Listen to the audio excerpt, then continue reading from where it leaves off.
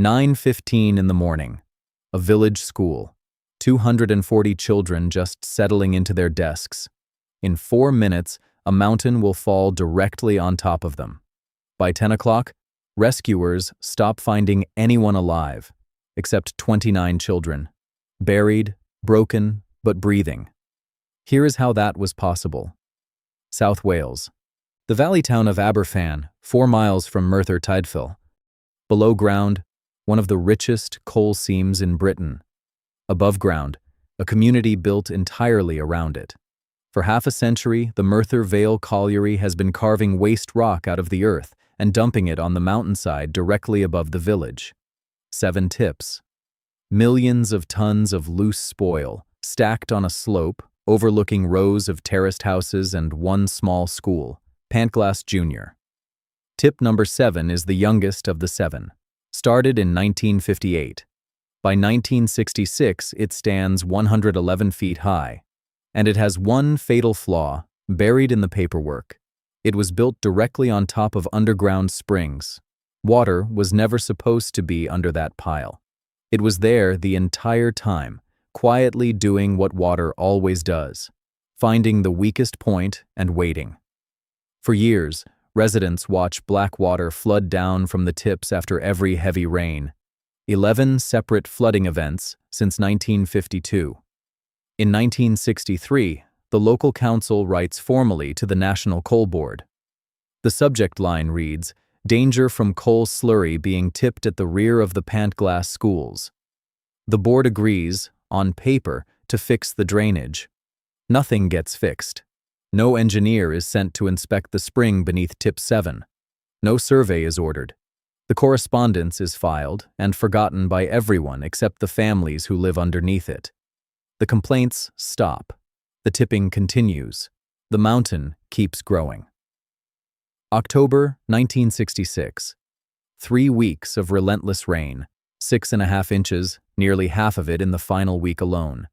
The tip drinks every drop and doesn't let go. On the night of October 20th, something shifts. The peak of tip 7 sinks 9 feet in the dark.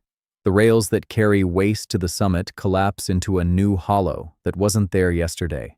No one below hears it. No one below is meant to. At 7:30 the next morning, the tipping crew clocks in and notices the slope has moved overnight. They don't evacuate the village. They don't call anyone below. They just keep working because the tip has shifted before, and nothing ever came of it.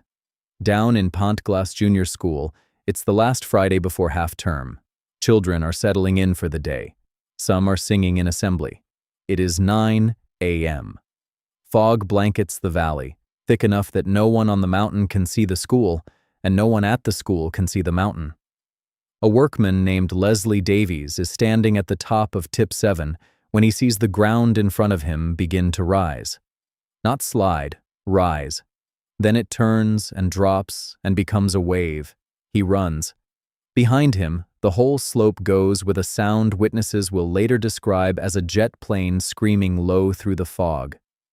150,000 tons of coal waste, saturated to the point of turning liquid, begins accelerating downhill at roughly 20 miles an hour.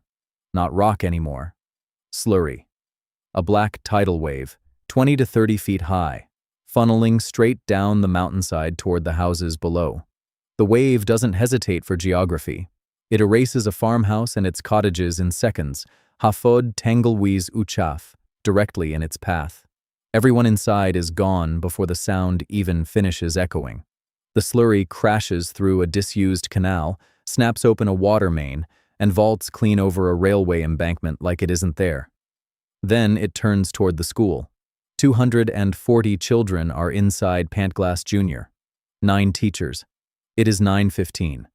Some are still filing into assembly. The wave hits the building side on and doesn't stop. It doesn't crash through a single wall. It swallows most of the school whole, burying it under waist up to 30 feet deep in places. The classrooms nearest the mountain simply cease to exist. 18 houses along the same street are gone with them. By 9:15, in under 5 minutes from the first movement on the mountain, the debris finally comes to rest on the main road through the village. Silence. Then screaming. At 9:25, 10 minutes after the collapse, a call reaches the Merthyr Tydfil police. A landslide has hit the school. Parents are already there. Some had walked their children to the gate minutes earlier and are now clawing at the slurry with bare hands. Miners from the colliery, still underground when it happened, are hauled to the surface and run straight to the site. Within 20 minutes of the collapse, they are digging in organized lines, careful not to trigger a second slide onto the survivors below. The material isn't like normal rubble. It's half liquid, half solid, thick enough to trap a child completely, loose enough to shift and resettle every time someone pulls debris away. Every scoop risks collapsing the pocket of air keeping someone alive underneath.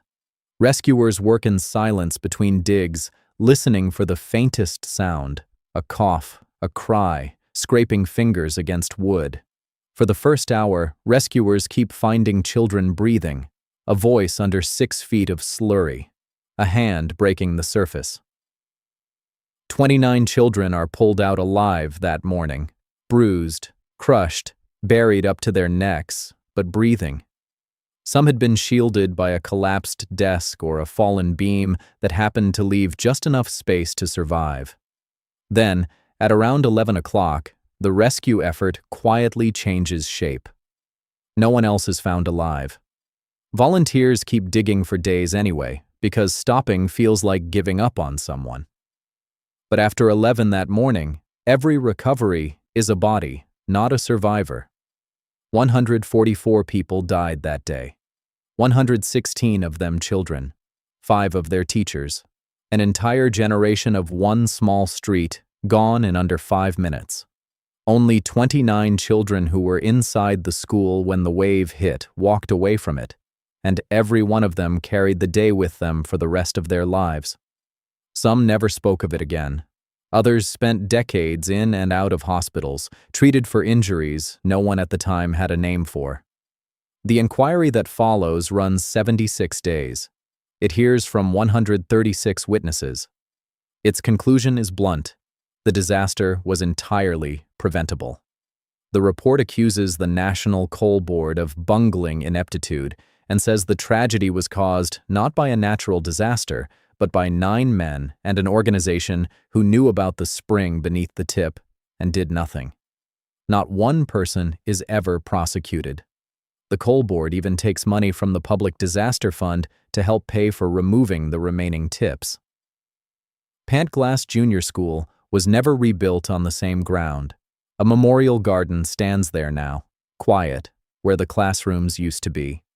Tip 7, and every tip like it above the village, was removed at the community's own expense before the Coal Board was finally forced to pay it back. The mountain didn't warn anyone before it fell. The paperwork had been warning everyone for 3 years.